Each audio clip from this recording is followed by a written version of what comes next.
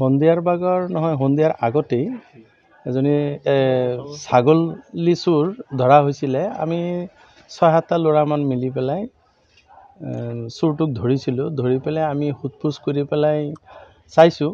পিছত আনি পেলাই বজাৰত যেতিয়া ৰাখিলোঁ যে বজাৰত যদি চোৰটো যদি ধৰি ৰাজহুৱা স্থানত থওঁ তেনেহ'লে দেখা পোৱা যায় যে বজাৰৰ পাব্লিকে ইয়াক এনেকুৱা ধুলাই দিব। সেয়া তাৰ পৰা বাচিবৰ কাৰণে কাৰোবাৰ এজনৰ লগত খাইৰুল ইছলামৰ তেখেতৰ ঘৰত মানে ৰাখিছিলোঁ। ৰাখাৰ পাছত তেতিয়া পুলিচক এতিয়া আমি জনোৱা নাছিলোঁ, কিন্তু ছাগলী যাৰ চুৰি হৈছিলে তেখেতক আমি ইনফৰমেশ্যন কৰিছিলোঁ। তেখেতসকল আহি আছে বুলি কৈছিলে। তেতিয়া তৎক্ষণাত আমি বহিছিলোঁ। তেতিয়ালৈ দেখিলোঁ অলপ পাছত পুলিচ আহিছে। ঘটনাটো এনেকুৱা, মই যেতিয়া চোৰটোৰ কাৰণে সিহঁতে ঘৰৰ ভিতৰত সোমাইছে, পুলিচ আহি পেলাই সোমাইছে, তেতিয়া মই পিছে অলপ পাছত গৈছোঁ আৰু যোৱাৰ পাছত দেখা পালোঁ যে সাংবাদিক এজন আছে।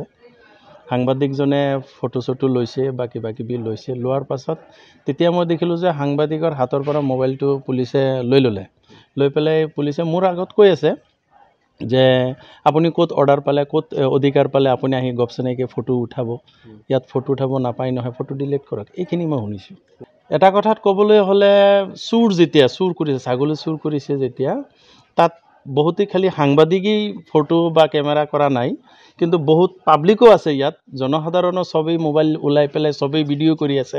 তা সাংবাদিক এজনে যদি সাংবাদিকতা কৰি আছে তে নিশ্চয় কিবা এটা ঘটনা ঘটিলে তাৰ খিনি সেই ভিডিঅ'খিনি কৰিবই বা কিবাকিবি ল'বই, ফুটেজবিলাক ল'বই। সেইটোতো জোৰ জবৰদস্তি কোনোবাইতো ভিডিঅ'কেইটা ডিলিট কৰাব নোৱাৰে। কিন্তু আমবাগান আৰক্ষী চকী, আমবাগান। আৰু এটা কথা মই ক'ব বিচাৰিছোঁ, পুলিচক কোনে খবৰ দিছে আমি নাজানো। চোৰ ধৰিছে যেতিয়া পুলিচ আহিব লাগে, ভাল কথা।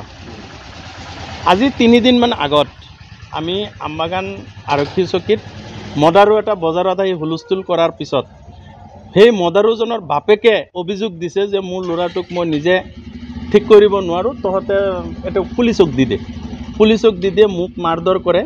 তেতিয়া আমি পুলিচক অৱগত কৰিছোঁ।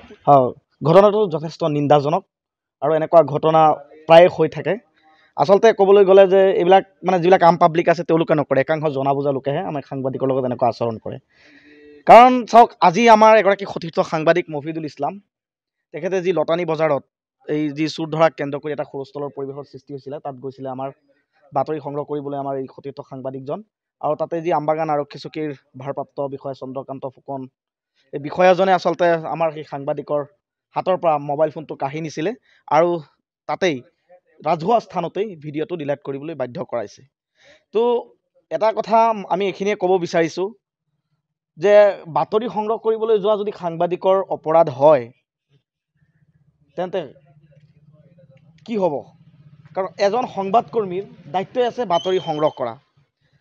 গতিকে আমাৰ সাংবাদিকজনে কোনো থানাত ভিডিঅ' কৰিবলৈ যোৱা নাছিলে। আমাৰ সাংবাদিকজন ৰাজহুৱা স্থানতে, পাব্লিক প্লেচতে বাতৰি সংগ্ৰহ কৰিবলৈ গৈছিলে।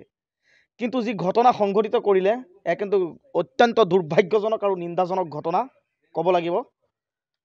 কিন্তু চাওক, আমাৰ যিগৰাকী সাংবাদিক মফিদুল ইছলাম ৰাজহুৱা স্থানতেই ভিডিঅ'টো ডিলিট কৰিবলৈ বাধ্য কৰাইছে। কোনে কৰাইছে? আমবাগান আৰক্ষী চকীৰ যিজন ভাৰপ্ৰাপ্ত বিষয়া আছিলে তেখেতে কৰাইছে। কিন্তু এটা কথা মই ক'ব বিচাৰিছোঁ, অপৰাধমূলক কাৰ্য ৰোধ কৰিব নোৱাৰা আৰক্ষীয়ে সঘনাই সংঘটিত হৈ থকা এনেধৰণৰ চুৰিকাণ্ডসমূহ ৰোধ কৰিব নোৱাৰা আৰক্ষীয়ে আমাৰ সাংবাদিকৰ ওপৰত আজি বীৰত্ব দেখুৱাইছে। সেই ঘটনাটো অত্যন্ত দুৰ্ভাগ্যজনক আৰু নিন্দাজনক। মই এটা কথাই ঊৰ্ধ্বতম কৰ্তৃপক্ষক আহ্বান জনাইছোঁ, আমাৰ যিগৰাকী সংবাদকৰ্মী তেখেতক ন্যায় প্ৰদান কৰিব লাগে আৰু ইয়াৰ ওপৰত উচিত তদন্ত কৰি বিহিত ব্যৱস্থা গ্ৰহণ কৰিব লাগে।